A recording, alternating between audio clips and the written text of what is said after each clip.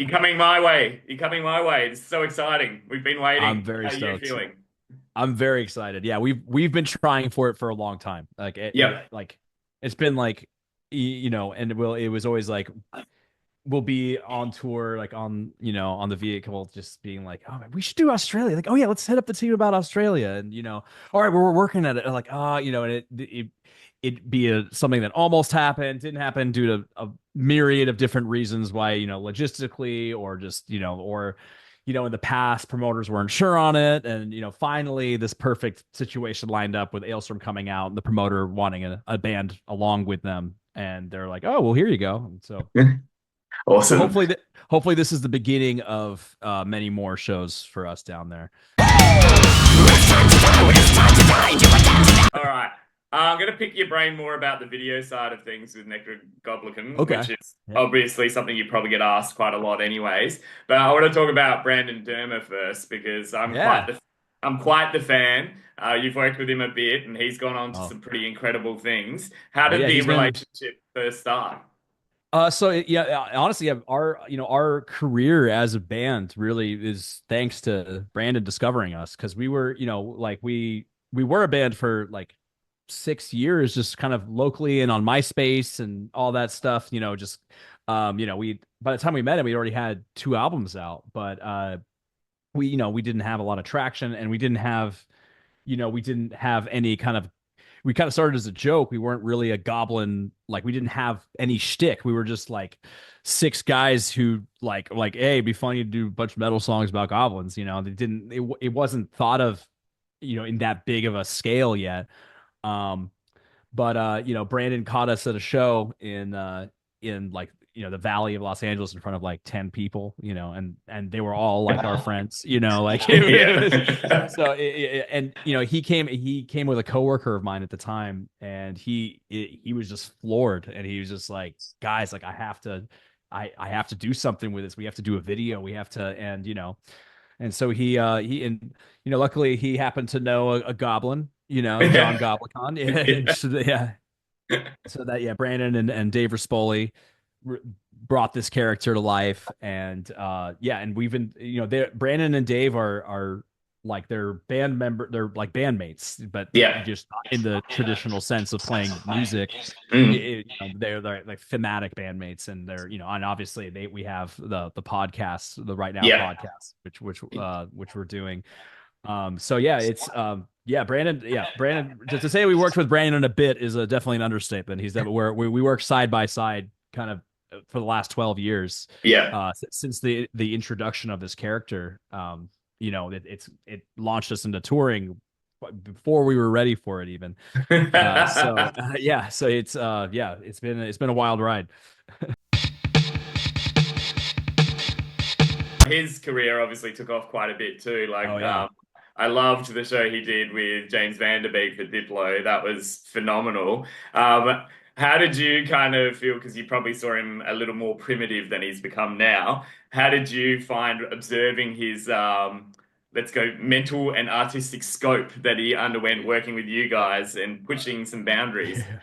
It was amazing. It was great to see that, because a lot of these, he was discovered by these acts, like through his work with Nekrogoblikon. It's that, doing this like really like absurd fun project, and in that first No One Survives video, we pulled so many favors to get that done that would have, like, we would not have been able to afford that video had we not had everyone behind it just believing in it.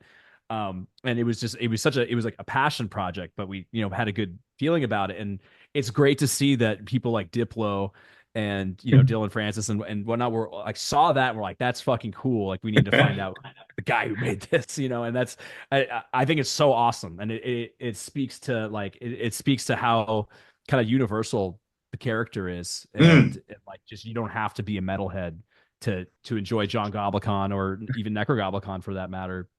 It's because it has this whole character behind it. So yeah, it was awesome to watch him just kind of quantum leap, like, from yeah, it's fucking cool.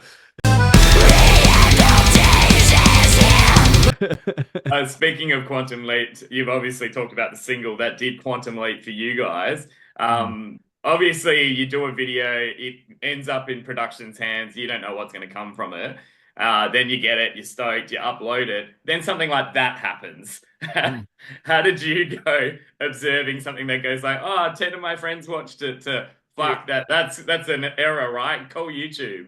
yeah, it felt like we had somehow like broken reality. We're like this, that, no, that doesn't happen. Like what the, And the funny thing is that I was working at a label at the time, so we're like Right. suddenly like A&R guys are like looking at the numbers like, should we be having a conversation? Like,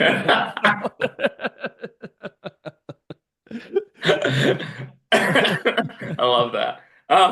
It's not in my questions, but I have to ask. You guys kind of release your own music on your own label. Hmm. Um, did that kind of annoy them where you were working? Well, no one really knew what to think of the band at that time because Okay. it was such a flash. Like, oh, is this a one hit? No one wants to like Mm. go into business with a one hit wonder. It's like Yeah. so it's so we kind of had to we still had to go and prove ourselves that this was Mm. not a one and done thing. This is the No One Survives video was the beginning of a series of goblin antics and more Yeah. music and more videos and all that. So we kind of had to so we had this like this quantum leap feeling. And then suddenly, we got put on Download Festival in the UK Mm. the same day as Iron Maiden when like we had never done a proper tour before that ever. So it was really crazy. But then it was the steps after that, continuing to release music, and after the life of just that one hit had died, that was the kind of the humbling part. Where we're like, okay, Yeah. we're the honeymoon's over. Well, we have to we have to like really prove that we're a serious like we're a band that's going to continue doing this, and you can catch more of us doing this and see. Yeah. So it kind of we had to kind of build it to a kind of an established act a little bit, and luckily, but that video continues to circulate, so people still discover that video every day. So now that and the fact that we continued adding to that catalog and Mm. people have more to watch, it helps people better, be invested in a band than just kind of Yeah. like, oh, they had Yeah. that one song, that was cool. So that was when we had to like kind of kick ourselves in the asses a little bit, and we're like, oh, but we're getting a little too comfortable.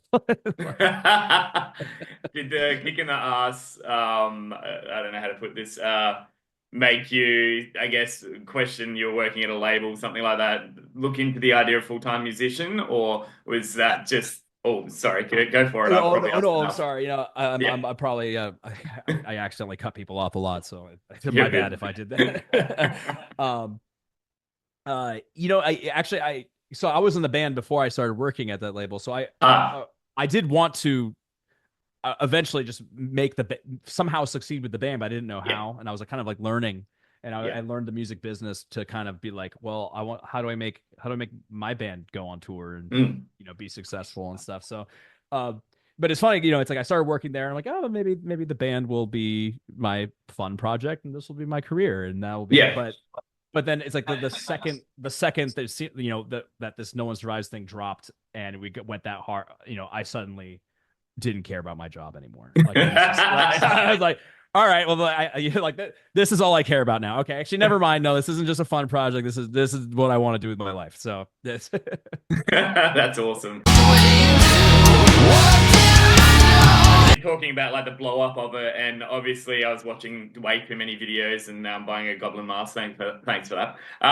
But Blake Anderson from Workaholics, obviously jumping in on one of the videos too. That's a very good way to give your demographic of what people might listen to another audience. Obviously, the workaholics and all that. Have you found an intriguing fan base build from guests like that on your videos and stuff like that?